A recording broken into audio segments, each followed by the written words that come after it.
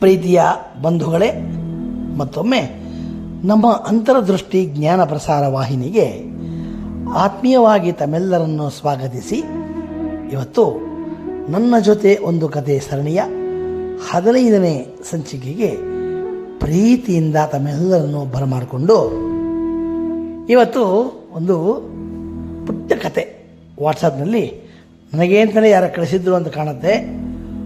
ಅವರು ಆ ಕತೆ ಹೇಳ್ತಾರೆ, ಈ ಕತೆ ನೀತಿನ ನೀವು ಹೇಗಾದರೂ ತಗೊಳ್ಳಿ ಅಂತ ಹೇಳಿದರು. ಹಂಗಾಗಿ ಈ ಕತೆ ಭಾಳ ಚೆನ್ನಾಗಿದೆ ಕತೆ ಇದು. ಆ ಕತೆ ಏನಂದರೆ, ಇಬ್ಬರು ಮನುಷ್ಯರು ಅವ್ರೇನು ಮಾಡಿದ್ರು, ಕಾಶಿ ಯಾತ್ರೆಗೆ ಹೋಗಬೇಕು ಅಂತ ಹೊರಟರು. ಈಗ ಸದ್ಯಕ್ಕೆ ನಾವು ಅವರನ್ನು ಯಾತ್ರಿಗಳು ಅಂತ ಕರೆಯೋಣ. ಆ ಯಾತ್ರಿಗಳು ಯಾತ್ರಾರ್ಥಿಗಳು ಕಾಶಿಗೆ ಹೋಗಬೇಕು ಅಂತ ಮನಸ್ಸು ಮಾಡಿದ್ದಾರೆ. ಮನಸ್ಸು ಮಾಡಿ ಅವರೇನು ಮಾಡಿದ್ರು, ಹೊರಟರು. ಒಂದಷ್ಟು ದೂರ ಹೋಗಿರಬೇಕು. ಒಂದಷ್ಟು ದೂರ ಹೋಗಿದ್ರೆ ಅಲ್ಲಿ ಒಬ್ಬನಿಗೆ ಮೀನು ಕಾಣಿಸ್ತು. ಯಾಕೆಂದರೆ ಆ ಕಾಲದಲ್ಲಿ ಕಾಶಿಗೆ ಹೋದವ್ರು ವಾಪಸ್ ಬರ್ತಾರೆ ಅಂತೇನು ಗ್ಯಾರಂಟಿ ಇರಲಿಲ್ಲ. ಎಲ್ಲೋ ಕೆಲವರಷ್ಟೇ ವಾಪಸ್ ಬರ್ತಾಯಿದ್ರು. ಅವ್ರು ಬಹಳ ಬಹಳ ಪುಣ್ಯವಂತರು ಅಂತ ನಾವು ಬಹಳ ಕಥೆಗಳಲ್ಲಿ ಕೇಳಿದ್ದೀವಿ. ಇಲ್ಲಾಗಿದೆ ಅಷ್ಟೇ. ಇಲ್ಲೇನಾಗಿತ್ತು ಅಂದರೆ, ಅವರು ಹೋಗ್ತಾಯಿದ್ರು, ಬರಬೇಕಾದ್ರೆ ಹೋಗ್ತಾಯಿದ್ರು ದಾರಿನಲ್ಲಿ.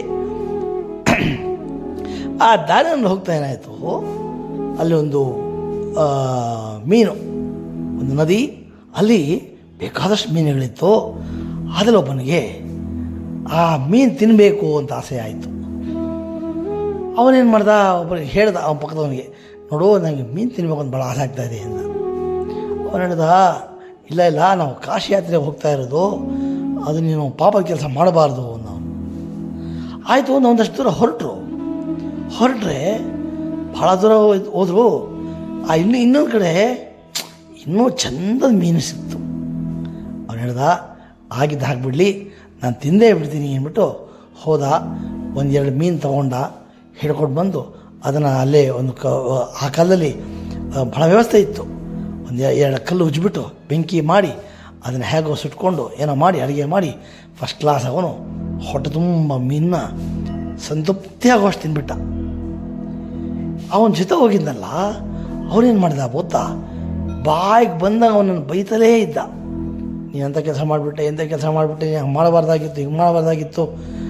ಅದನ್ನಲ್ಲಿ ನಿಲ್ಲಿಸಲಿಲ್ಲ. ಪೂರ್ತಿ ಅವನಿಗೆಷ್ಟು ಅವನನ್ನು ಈಯಾಡಿಸ್ತಾನೇ ಬಂದ ಅವನು. ಹಾಗೋ ಈಗೋ ಕಾಶಿನೂ ಸೇರಿಬಿಟ್ರು. ಅಲ್ಲಿ ದರ್ಶನ ಭಾಳ ಚೆನ್ನಾಗಾಯಿತು, ಎಲ್ಲ ಆಯಿತು. ಅವ್ರು ವಾಪಸ್ ಬರೋ ಮನಸ್ಸು ಮಾಡಲಿಲ್ಲ. ಯಾಕೋ ಅಲ್ಲೇ ಇದ್ಬಿಟ್ರಂತೆ. ಅವ್ರಿಗೆ ಸಾಯೋ ಟೈಮ್ ಬಂದಾಗ ಏನಾಯಿತು ಅಂದರೆ, ಯಮಧರ್ಮರಾಜ ಬಂದು ಆ ಮೀನು ತಿಂದಿದ್ನಲ್ಲ ಅವನನ್ನು ಸ್ವರ್ಗಕ್ಕೂ ಮೀನು ತಿಂದೇ ಇರೋನನ್ನು ನರಕಕ್ಕೂ ಕಳಿಸೋಕ್ಕೆ ಏರ್ಪಾಡು ಮಾಡಿ ವ್ಯವಸ್ಥೆ ಮಾಡಿ ಹೇಳ್ದ. ಅವನು ಪ್ರಶ್ನೆ ಮಾಡಿದಂತೆಲ್ಲಯ್ಯ, ಅವನು ಮೀನು ತಿಂದಿದ್ದಾನೆ. ಕಾಶಿ ಯಾತ್ರೆ ಬರುವಾಗ ಯಾರಾದರೂ ಮೀನು ತಿಂತಾರ? ಅದು ತೀರ್ಥಕ್ಷೇತ್ರ ಬರುವಾಗ ಯಾರಾದರೂ ಮೀನು ತಿಂತಾರೇನ್ರಿ? ಅವ್ರು ಮಾಡೋದು ಪಾಪ ಕೆಲಸ ಅಲ್ವಾ? ನಾನು ನೋಡಿ ಎಷ್ಟು ಪವಿತ್ರವಾಗಿ ಬಂದಿದ್ದೀನಿ, ಆದರೆ ನನಗೆ ಯಾಕೆ ನರಕ ಅಂತ ಕೇಳ್ದ. ಆಗ ಯಮಧರ್ಮರಾಜ ನಗ್ತಾ ಹೇಳಿದಂತೆ, ಅಯ್ಯ, ಅವನು ಮೀನು ತಿಂದ ನಿಜ, ಆದರೆ ಮೀನು ತಿಂದ ಮರುಕ್ಷಣ ಏನಾಯಿತು ಗೊತ್ತಾ, ಅವನಿಗೆ ತನ್ನ ತಪ್ಪಿನ ಅರಿವಾಗಿ ಅವನ ಪ್ರಾಯಶ್ಚಿತ್ತ ಮಾಡಿಕೊಂಡ. ಏನು ಮಾಡಿಕೊಂಡ, ಮೊದಲು ಅವನನ್ನು ತಿದ್ಕೊಂಡಿದ್ದೆ ದೊಡ್ಡ ಪ್ರಾಯಶ್ಚಿತ್ತ. ಅದರಲ್ಲಿ ಅವನು ಬಂದು ಗಂಗೆಯಲ್ಲಿ ಮುಳುಗಿದ ಮೇಲೆ ಅವನ ಪಾಪ ಎಲ್ಲ ಪರಿಹಾರ ಆಗೋಯ್ತು. ಆದರೆ ನೀನಿದೆಯಲ್ಲ, ನೀನೇನು ಮಾಡಿದೆ ಗೊತ್ತಾ, ಪ್ರತಿ ಒಂದು ಹೆಜ್ಜೆಗೂ ಕೂಡ ಅವನನ್ನು ನಿಂದಿಸಿ ಅವನ ಮನಸ್ಸಿಗೆ ಬಾಧೆ ಬರುವಂತೆ ಮಾಡಿ ಘಾಸಿ ಮಾಡಿ ನೀನು ಅವನ ಪಾಪಗಳನ್ನೆಲ್ಲ ನೀ ತಗೊಂಡ್ಬಿಟ್ಟಿದೆಯಾ ಈಗ.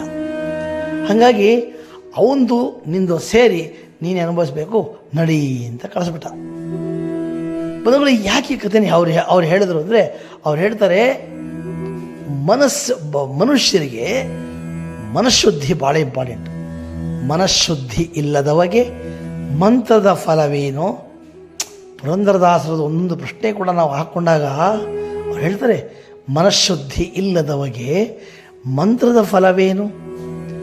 ತನು ಶುದ್ಧಿ ಇಲ್ಲದವಗೆ ತೀರ್ಥದ ಫಲವೇನು ಅಂತ ಒಂದು ಕಡೆ ಪ್ರಶ್ನೆ ಮಾಡಿದ್ರೆ ಇನ್ನೊಂದು ಕೇಳ್ತಾರೆ ಅವರು ಕೇಳ್ತಾರೆ, ಕುಟಿಲತನದಲ್ಲಿ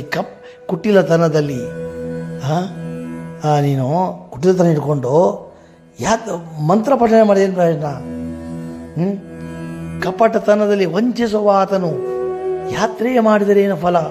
ಜಪ ಮಾಡಿದೇನು ಪ್ರಯೋಜನ?